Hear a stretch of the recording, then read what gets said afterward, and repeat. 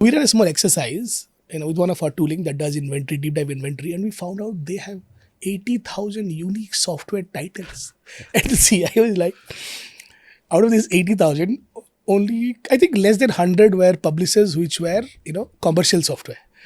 Rest everything was open source or freeware or, all this Creative Commons or whatsoever, right? So it's like, this is all this million ways I can be compromised and killed. And the surprising part, they did a nice research later on. 80% of open source that they were using, these open source, when they did a small, I don't know how they did it, but they found out that for the last 2 years, none of these open source have even seen an update. Think about it. So if a company at the volume of 400,000 assets, massive, is still fighting this as a big challenge, what will happen to everybody else? Absolutely. Right. So the catch-up battle, the security teams just closing their books, saying, "Oh, we have discovered something. We have great ability to detect." The detection engineering is better. Yeah. But what's still happening? Are your MTTR still getting better? You are dependent on teams that are probably, technologically or in some other way are not reciprocating well, right? It might be not just technology, but it might be how teams are built, how, their processes are, but they're just not enough, feedback-driven programs.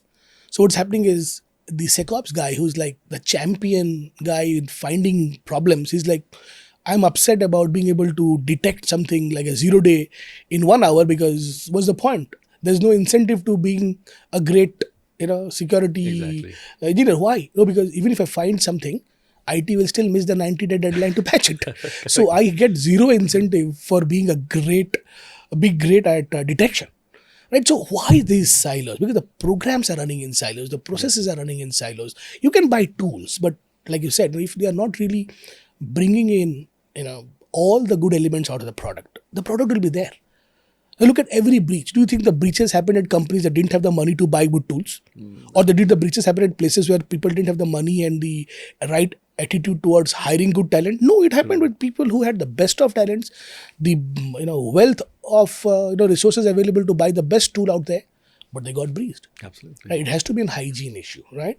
Cybersecurity, while you are doing all these, awesome new words, agentic AI or all these things, we should still focus towards the basics that continue to be, the primary element, of all breaches. If you look at, CISA, known exploitable vulnerability, CISA KEV, you having a CISA KEV vulnerability in your environment is a direct testament that you don't care about security.